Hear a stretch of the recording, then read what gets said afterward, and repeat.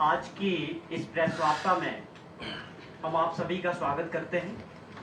स्वाभाविक तौर पे आपको जो इंटीमेट किया गया था कि माननीय मुख्यमंत्री जी 2:30 बजे आप सभी को संबोधित करेंगे, तो he is here with his cabinet colleagues and also with some MNAs also. तो मेरा दरख्वास्त रहेगा माननीय मुख्यमंत्री जी से कि इसको प्रेस वार्ता को शुरू करें। Thank you sir. नमस्कार सभी पत्रकार बंधुओं को। 21 तारीख को हम दिल्ली गए थे और दिल्ली जाने के बाद पिछले कल वापस आना था, लेकिन मौसम की खराबी के कारण मेरे 2 कार्यक्रम थे। उन दोनों कार्यक्रमों में मैं उपस्थित नहीं हो सका। आज मैं अभी 2 बजे शिमला पहुंचा हूं।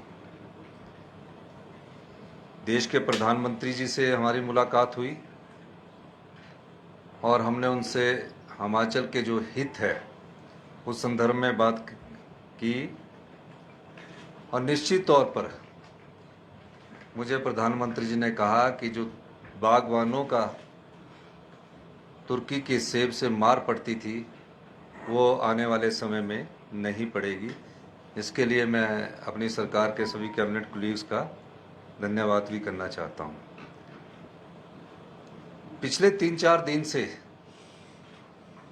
ऐसी घटनाएं हिमाचल प्रदेश में सुनने को मिली, और उस घटनाओं के पीछे का तथ्य क्या है, तरह तरह की काल्पनिक बुद्धिमत्ता का परिचय भी कई लोगों ने दिया, और सत्य की खोज में न जाकर कुछ ऐसी बातें आपके ध्यान में लाना चाहता हूं जो बीमल नेगी जी की देहांत से संबंधित है। बीमल नेगी के परिवार को न्याय मिलना चाहिए,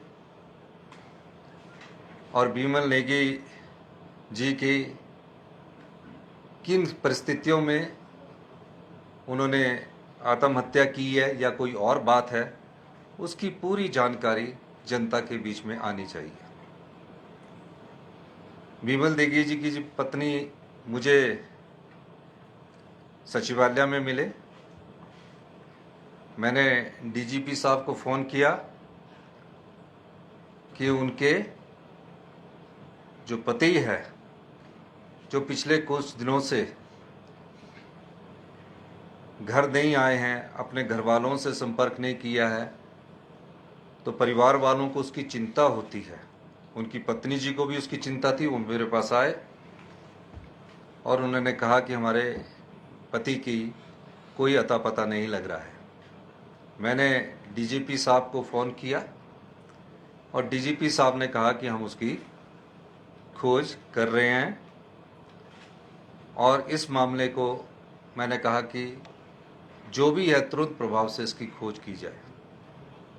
खोज शुरू हुई, ज्ञानेश्वर जी की अध्यक्षता में खोज शुरू हुई, और उनका शव जो है वो सतलुज नदी के किनारे हमें मिला। तरह तरह की बातें उठी, और तरह तरह की बातों उठने के बाद मैंने कहा कि बीमल नेगी जी के परिवार को पूरा न्याय मिलना चाहिए।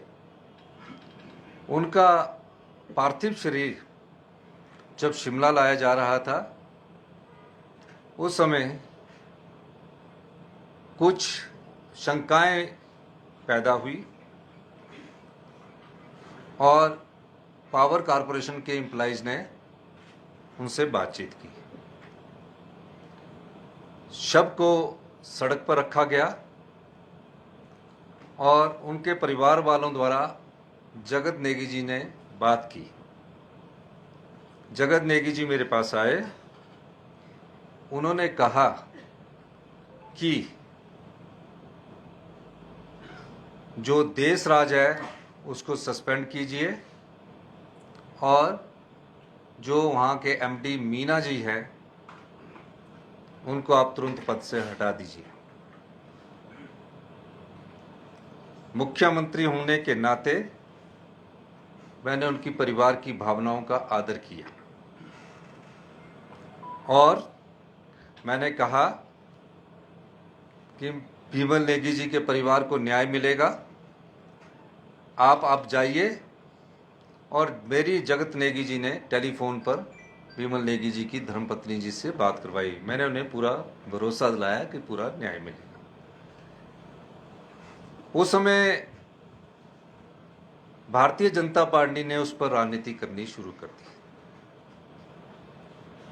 परिवार को न्याय मिलना चाहिए था कि कौन इसके पीछे लोग हैं, किस प्रकार ये मामला उजागर करना है। ये बीजेपी ने इसको राजनीतिक मुद्दा बनाया। जब हमने बीमल नेगी जी के परिवार वालों के कहने से जगत नेगी जी जो वहाँ के हमारे विधायक थे, उन्होंने मुझसे कहा और हमने सस्पेंड भी किया। जब हमने उनको कहा मौखिक रूप से, तो उन्होंने कहा कि हमें ऑर्डर हाथ में ला के दीजिए। हमने ऑर्डर हाथ में ला के दिए और मीना जी को भी वहां से हटा दिया। अब सवाल ये पैदा होता है कि विधानसभा का सत्र चल रहा था और विधानसभा के सत्र के समय ये बात किसी संदर्भ में उठी, तो मैंने कहा कि मेरी उनकी पत्नी से बात हुई, क्योंकि जब उनकी पत्नी से मेरी बात हुई थी उस समय उनका पार्थिव शरीर सड़क पर पड़ा था और मैंने कहा कि हम उसकी जांच कर रहे हैं और हमने जांच कमेटी हम उसकी जांच कर रहे हैं। मेरे पास बीमल नेगी के परिवार वालों ने कभी ये नहीं कहा कि आप प्रशासनिक स्तर पर भी जांच कीजिए। मैंने ओंकार शर्मा के नेतृत्व में अपनी जानकारी प्राप्त करने के लिए एक कमेटी का गठन किया। ओंकार शर्मा जी उस जांच को अभी कर रहे थे, अभी 15 दिन नहीं हुए। ओंकार शर्मा जी ने कहा कि अभी मुझे 2-3 दिन लगते। इसके बीच में विधानसभा में एक सवाल पैदा किया गया जयराम ठाकुर जी के द्वारा। मैंने कहा कि हम उनके परिवार को न्याय दिलाएंगे और हमारी जो कार्रवाई है, अभी तक परिवार वाले हमारी कार्रवाई से संतुष्ट हैं, लेकिन उनको रिपोर्ट जल्दी चाहिए, क्योंकि उनकी डेथ के बाद, ये कोई 26-28 की बात है, 8-10 दिन ही हुए थे या इससे ज़्यादा हुए होंगे, बात खत्म होगी। इस बात को भी कोर्ट किया गया, कोर्ट में, कि हमने झूठ बोला। हमने झूठ नहीं बोला, ये बात सत्य थी। फिर उसके बाद भारतीय जनता पार्टी ने पूरे स्टेट में इसकी कॉल दी। उन्हें बीमल नेगी के मामले में कोई रुचि नहीं थी, सिर्फ राजनीतिक लाभ के लिए वो बात करते रहे। उसके बाद मुझे जगत नेगी जी ने कहा कि इस मामले में FIR दर्ज होनी चाहिए और हमने FIR दर्ज करवाई, जबकि उनके परिवार वालों ने यह कहा कि उनको हटा दीजिए। बड़े प्यार से, विनम्रता से उन्होंने कहा। और मैं आज भी कहना चाहता हूं, हमारी सरकार उनके परिवार को न्याय दिलाने के लिए सब प्रकार से अपनी लड़ाई लड़ेगी। उसके बाद रिपोर्ट आने में देरी हुई, कुछ समय मैं टूर पर चला गया और देरी हुई। अब FIR के बाद इन्वेस्टिगेशन शुरू होता है। भारतीय जनता पार्टी के नेता बार बार पेखू वाला प्रोजेक्ट का नाम लेकर राजनीति करते हैं। उन्हें बीमल नेगी के मामले में कोई रुचि नहीं है, उन्हें सरकार को बदनाम करने के मामले में रुचि है। 15 अप्रैल आया, मैंने धर्मानी जी को कहा कि आप किन्नौर जा रहे हैं और आप उनके परिवार से संपर्क करना। SDM के माध्यम से संपर्क करने की कोशिश की गई और उनकी जो पत्नी थे वो कहीं बाहर गए थे अपने काम से, वो उनसे बातचीत नहीं हो सकी। भाई भी बाहर और उनके भाई भी बाहर थे। हम ये जानना चाह रहे थे कि वो कोई और इंक्वायरी से आगे तो नहीं बढ़ना चाहते। उतने में भारतीय जनता पार्टी के जो वहाँ के नेता है सूरत नेगी जी, उन्होंने राजनीतिक चाल चली और मीडिया ट्रायल के माध्यम से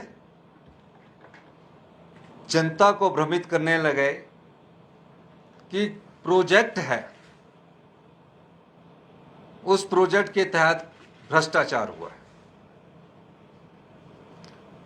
मैंने कहा कि कई बीजेपी के नेताओं ने भ्रष्टाचार की बात की और माननीय बीमल नेगी जी की हत्या को, उसके आत्महत्या या हत्या, मैं इसमें बारे में कुछ नहीं कह सकता, को जोड़ने की कोशिश की। बीमल नेगी जी एक अच्छे, ईमानदार और कर्मठ अधिकारी थे। अब मैंने जब उसके बारे में पता किया तो हमने प्रेस के माध्यम से भी संबोधित किया, हमारे मिनिस्टर्स ने, कि बीमल नेगी जी 15 जून 2024 को पावर कारपोरेशन में ज्वाइन करते हैं शिमला हेड ऑफिस में। मैंने पूछा उनको कि 9 महीने में ऐसी क्या प्रताड़ना हुई कि वो आत्महत्या करने पर मजबूर हुए। हमने उसके लिए ओंकार शर्मा की और FIR दर्ज करवा के इंक्वायरी करवाएगी। पता चला जब मुझे पुलिस वाले आए कि वो 1 जुलाई 2024 को एंजाइटी थी उनको और मेडिसिन खा रहे थे।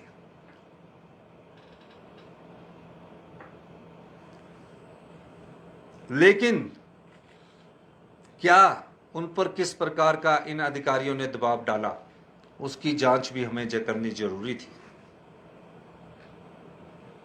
मैंने उस मामले की गहनता से जांच करने के आदेश दिए और उस मामले में उनका परिवार हाई कोर्ट चला गया। CBI की मांग की, वो अगर आते भी मेरे पास भी मिल जाते कि हमको इस पर विश्वास नहीं हो रहा है, तो मुझे, अगर वो मुझसे भी कहते कि अगर मुझे CBI की इंक्वायरी करनी है, तो हम भी इस बात का जवाब उनको दे देते कि हम करवाते हैं। लेकिन वो मीडिया ट्रायल जो भारतीय जनता पार्टी ने शुरू किया, उस राजनीति का वो शिकार हुए। फिर क्या हुआ, उस परिवार को शक होना लाजमी था, बीमल नेगी जी के परिवार वालों को। जब एक रिपोर्ट कुछ और कहती है, दूसरी रिपोर्ट कुछ और कहती है और तीसरी रिपोर्ट कुछ और कहती है। उनको इस रिपोर्ट के बारे में जानकारी नहीं थी, लेकिन जो भी उनको रिपोर्ट दे रहे थे वो सत्य नहीं बता रहे थे। अब पहली रिपोर्ट जब पुलिस ने FIR दर्ज की, उन्होंने इन्वेस्टिगेशन किया। इन्वेस्टिगेशन के समय यह पता लगा कि एक पेन ड्राइव है, उस पेन ड्राइव को एक जो अधिकारी है वो एक दूसरे फोन से बात कर रहा है। फिर पेन ड्राइव को फॉरेंसिक लैब के पास भेजा गया और आजकल टेक्नोलॉजी इतनी ज्यादा कि जो भी पेन ड्राइव से ओमिट होता है उसको रिट्रीव कर लिया जाता है, वो सारा रिट्रीव हो जाता है। इन्वेस्टिगेशन के सारे पहलू की जानकारी उनके परिवार द्वारा जब हाई कोर्ट में दी गई, वो सारे पहलू की जानकारी हाई कोर्ट में देते जा रहे थे। जब हाई कोर्ट में वो दे रहे थे तो पुलिस अधिकारियों की आपसी खींचातानी भी उसमें आई, इसमें कोई दो राय नहीं है। और पुलिस अधिकारियों की खींचातानी में DGP ने भी एक एफिडेविट दायर किया। एफिडेविट दायर करने से पहले वो मुझे मिले। उन्होंने मुझसे कहा कि SIT को हम बदल देते हैं। मैंने उन्हें इनकार किया और कहा कि SIT को बदलना इसलिए उचित नहीं है कि भारतीय जनता पार्टी ने इसका राजनीतिकरण कर दिया गया है, और जो भी भारतीय जनता पार्टी के नेता थे उसका राजनीतिकरण कर रहे थे। वो तो धरने दे रहे थे, प्रदर्शन कर रहे थे, वो परिवार वालों के लिए न्याय नहीं मांग रहे थे, वो अपनी राजनीतिक रोटियां सेक रहे थे। तो मैंने कहा कि मुझे डीजीपी ने कहा, मैंने बोला ये अच्छा नहीं है, इससे अच्छा हम ऐसा करते हैं कि हम इसको खुद ही CBI को दे देते हैं। मैंने खुद कहा डीजीपी को, और मैंने कहा कि आप जो भी करना है आप सब सहमति से, न्याय परिवार को मिलना चाहिए, विमल नेगी की मौत कैसे हुई है उसको ध्यान में रखकर आपको करना चाहिए। कोई गलती होगी मैं किसी को बख्शूंगा नहीं, किसी को छोड़ूंगा नहीं।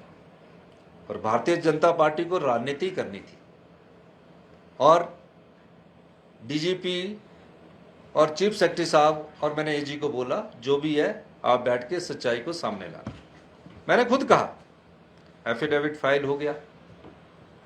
AG साहब कह रहे कि मुझे इसका पता ही नहीं था। ठीक हुआ, सरकार की तरफ से ये जिस प्रकार का बात हुई, मैं यहां था नहीं, ठीक है, नहीं पता था। अब सवाल क्या पैदा होता, AG कुछ, DGP कुछ और एफिडेविट फाइल कर रहे हैं, और पुलिस की SIT ने अपनी रिपोर्ट सबमिट कर दी है। फिर एक ओंकार शर्मा जी जो हमारे ACS थे, उन्होंने अपनी रिपोर्ट सबमिट की, मुझे उन्होंने अपनी रिपोर्ट सबमिट की। और देखिए, जो उन्होंने मुझे रिपोर्ट सबमिट की, उस रिपोर्ट पर मैंने पूछा कि जिन पर आरोप लगे हैं, क्या उनसे आपने पूछा है कि आप पर इन आपके पावर कारपोरेशन के कर्मचारियों ने ये आरोप लगाए हैं? उसकी जानकारी के लिए हमने AG से ओपिनियन मांगा। उन्होंने कहा इनसे पूछा जाना चाहिए। वो पूछा नहीं गया, और उन्होंने कहा कि मैंने जो लिखा है वो ठीक है। उनमें उन्होंने, जब मैं अपनी इसलिए रिपोर्ट आपको बताना चाह रहा हूं क्योंकि मैं पब्लिक, आप भी ले सकते हो उस रिपोर्ट का, उन्होंने पूछा नहीं। तो मैंने जब रिपोर्ट पढ़ी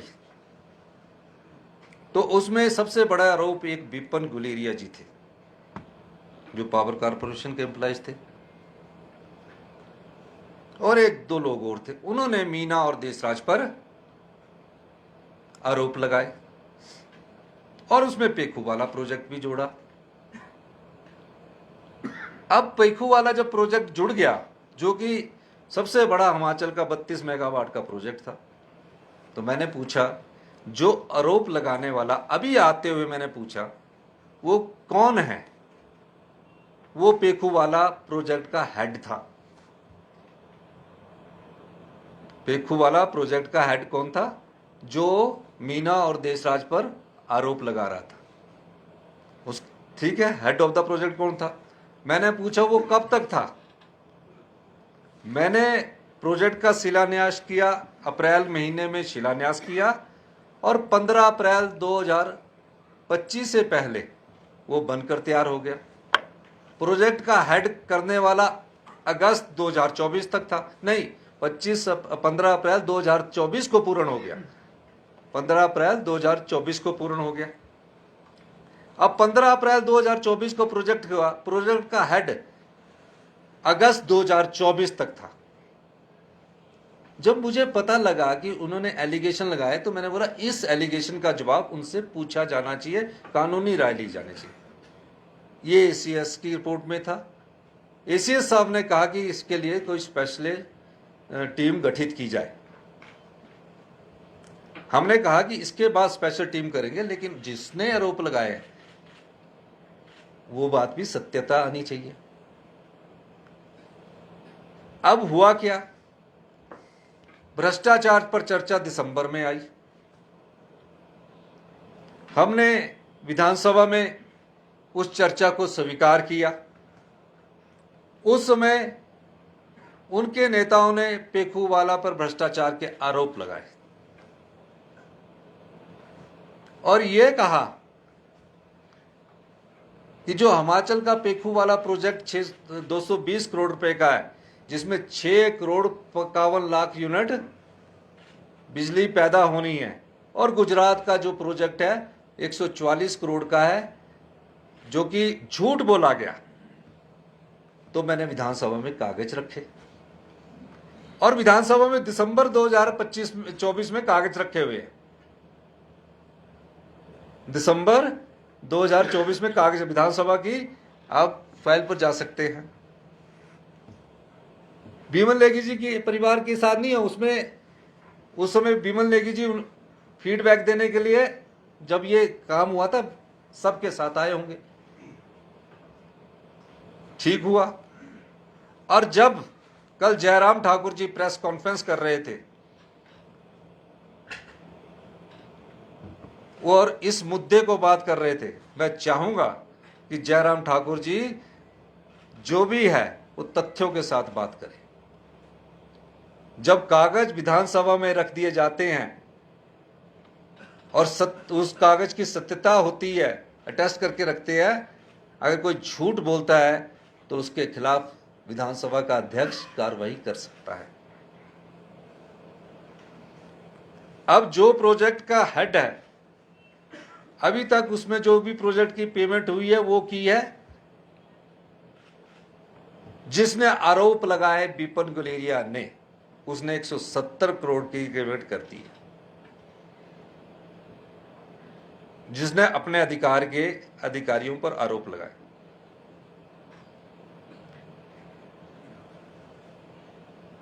अब आप बताइए, क्या उन अधिकारियों को भी मौका नहीं मिलना चाहिए था कि उनकी बात को यह करने के लिए?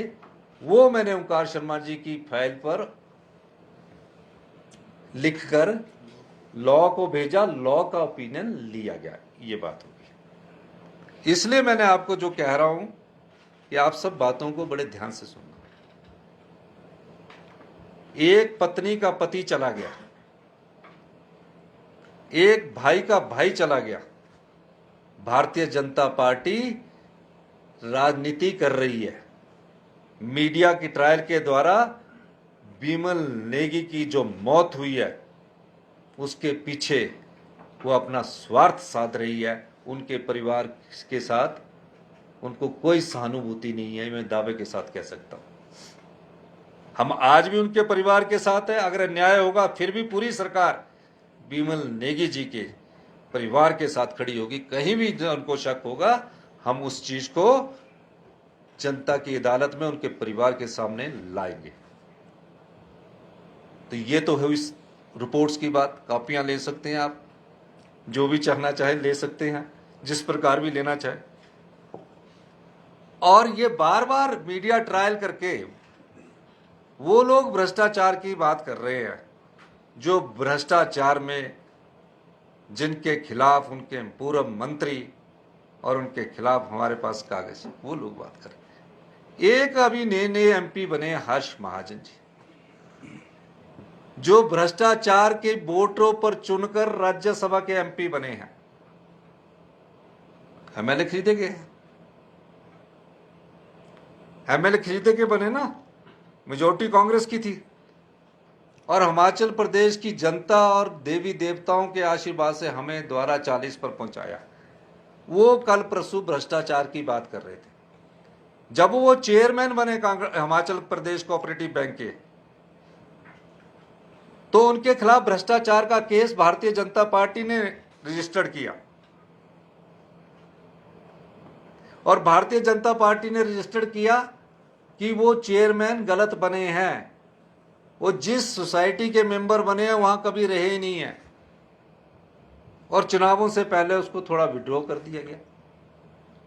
तो वो भ्रष्टाचार की बात कर रहे हैं जो अखंड भ्रष्टाचार में डूबे लोग हैं। और जयराम जी को भी वास्तविकता के साथ बात करनी चाहिए, जनता को गुमराह नहीं करना चाहिए।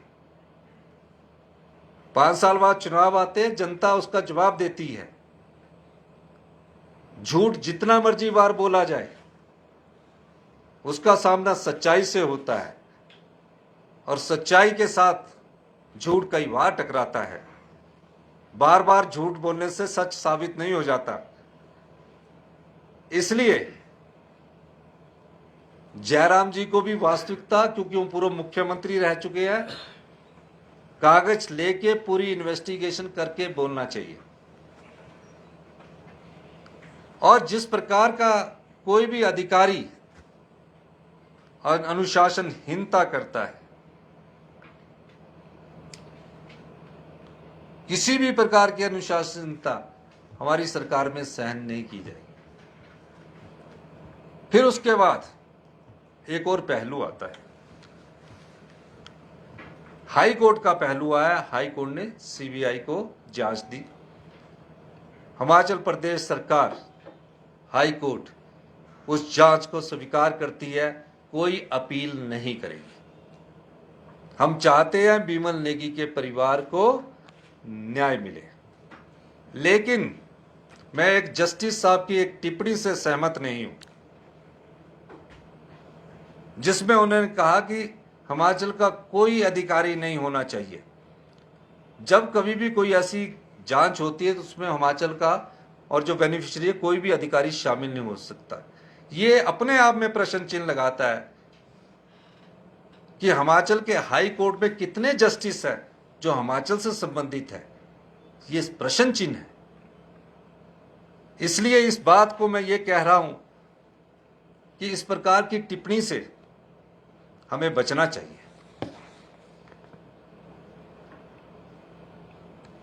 और ये सब चीजें जो है, हम सब नियम के अनुसार बंधे हैं, कानून के हिसाब से बने हैं। हम सबका दायित्व बनता है कि हम कानून की पालना करें। और हमने कह दिया आपको, हिमाचल प्रदेश सरकार बिमल नेगी जी के परिवार को न्याय देने के लिए सीबीआई जो कुछ भी मदद मांगेगी, हमारी सरकार उनको सब प्रकार से मदद देगी। और जो भारतीय जनता पार्टी के जयराम ठाकुर जी पेखूवाला से संबंधित बोल रहे हैं, और भी किसी के पास, किसी पत्रकार बंधुओं के पास भी कोई कागज हो, वो कृपया करके सीबीआई वालों को दे दे। सच्चाई कभी हार नहीं सकती। ना तो इस प्रदेश को लूटने दिया जाएगा, ना लुटाने दिया जाएगा। और मैंने विधानसभा में मेरी बात नहीं सुनी थी कि हम युद्ध भूमि में जा रहे हैं। ईडी अपना कार्य कर रही थी। इसलिए हम कहते हैं कि महज झूठ बोलने से कोई झूठ सच नहीं हो जाता। इसलिए आप सब लोगों को मैं कहना चाहता हूं कि जो मैंने पहले कहा उस बात का आप ध्यान रखना। और मैं ये भी कहना चाहता हूं, ये विपक्ष की भी जिम्मेवारी बनती है कि बिमल नेगी के परिवार के संदर्भ में उस हमारी बहन पत्नी जो बिमल नेगी जी की है, किरण नेगी जी, उनको न्याय मिलना चाहिए। हम बड़े हैं, हमारी उनको न्याय मिलना है। उनसे अगर आपके पास भी कोई ऐसे कागजात है, वो आपको सीबीआई को देने चाहिए। और जो भ्रष्टाचार की बात जो भारतीय जनता पार्टी के नेता कह रहे हैं, उनको भी सीबीआई में देना चाहिए। केंद्र में भारतीय जनता पार्टी की सरकार है, उसमें राज्य सरकार का कुछ नहीं चलेगा, कुछ नहीं चलेगा। सब कुछ आना चाहिए और जनता की अदालत में आना चाहिए। ये मैं आपको ये कहना चाहता हूं।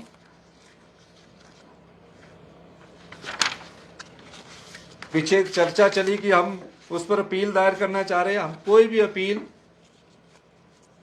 जो भी हाई कोर्ट का निर्देश है, उसकी अनुपालना अक्षरश की जाएगी। लेकिन जो भी साजिश पीछे जैसे सरकार गिराने की जो लोग करते आए हैं, उनके षड्यंत्र का जवाब हिमाचल प्रदेश की जनता देगी। धन्यवाद। सर, दो स्टेटमेंट्स हैं, दो अलग अलग एफिडेविट्स हैं, और चाहे वो स्टेटमेंट्स के थ्रू हो चाहे एफिडेविट के थ्रू हो। डीजीपी कहते हैं एसपी शिमला इन्फ्लुएंस कर रहे हैं केस को। जो उन्होंने अपने एफिडेविट में कहा है, एज डीजी क्या वो एसपी को सैक नहीं कर सकते थे, बदल नहीं सकते थे उस वक्त? क्या ये आपके ध्यान में था? Number 1।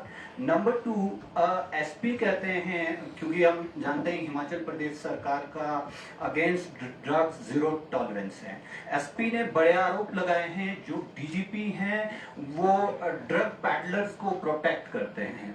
So how would you respond to both the question? देखिए, एक बात है कि आपका क्वेश्चन ही अपने आप में गलत है। जब आपको नहीं आपका जो उनका स्टेटमेंट नहीं है, आपको नहीं आपका क्वेश्चन अगर ठीक होता तो मैं उसका जवाब देता। आपने कहा है कि बीजेपी पॉलिटिक्स कर रही है, हम मान लेते हैं। पॉलिटिक्स को छोड़ के आपने कहा indiscipline by officials will not be tolerated. आप कह रहे हैं कि government will not go in appeal against the high court order, but the SSP said कि एसआईटी उसको चैलेंज करेगी। So in what capacity does the SP से?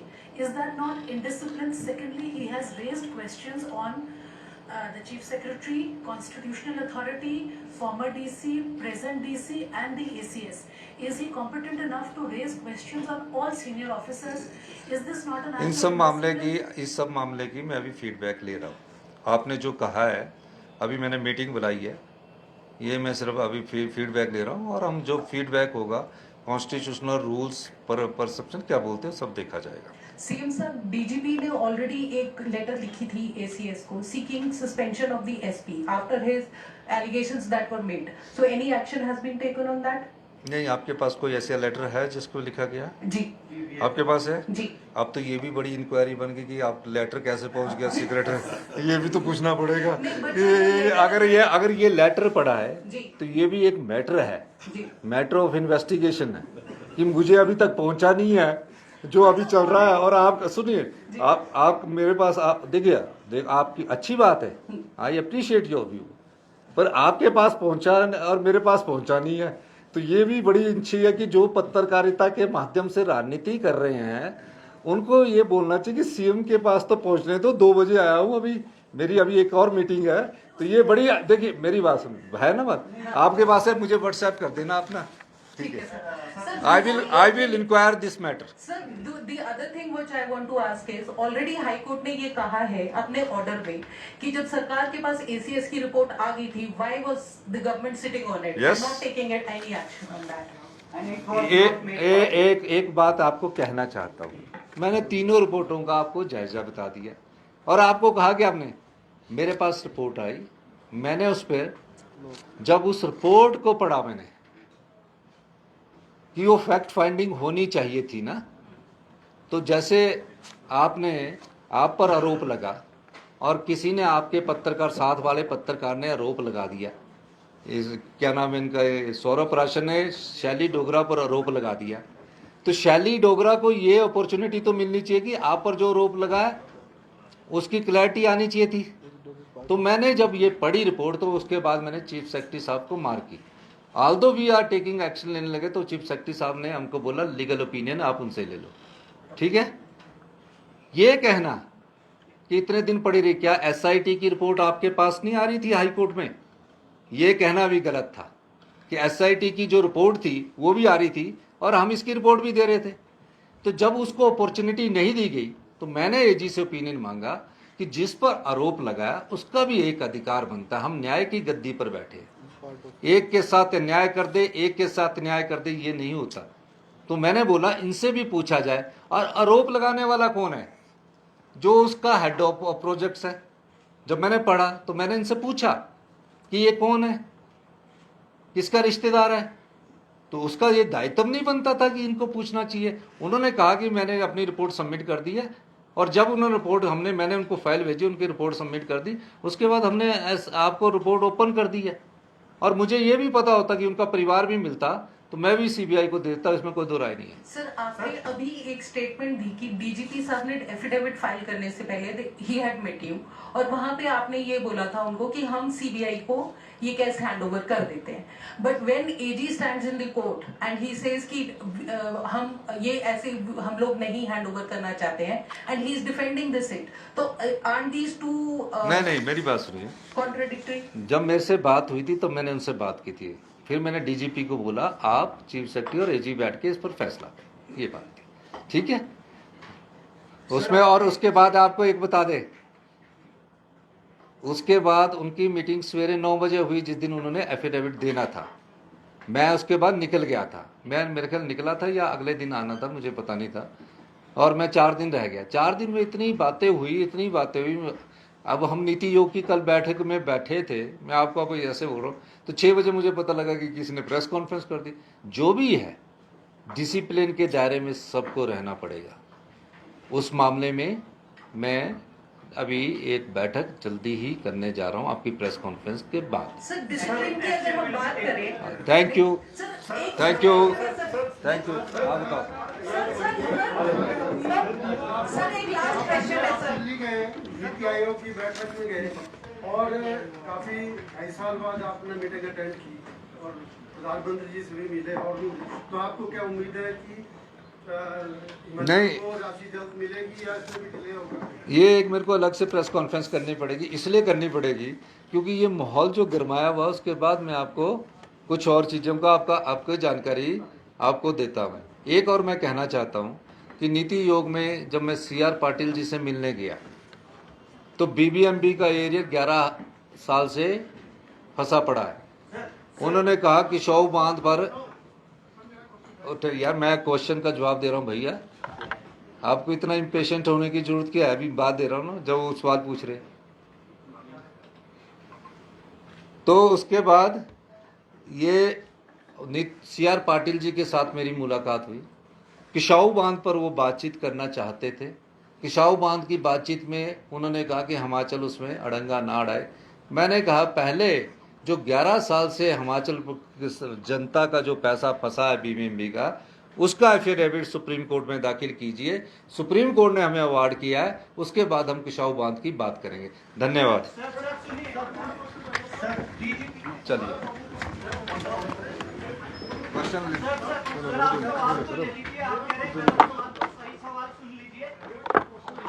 बोलो। अच्छा प्रकाश, तू पछाना नहीं मैंने। प्रकाश गंजा, ये तो गंजा हो गया आप।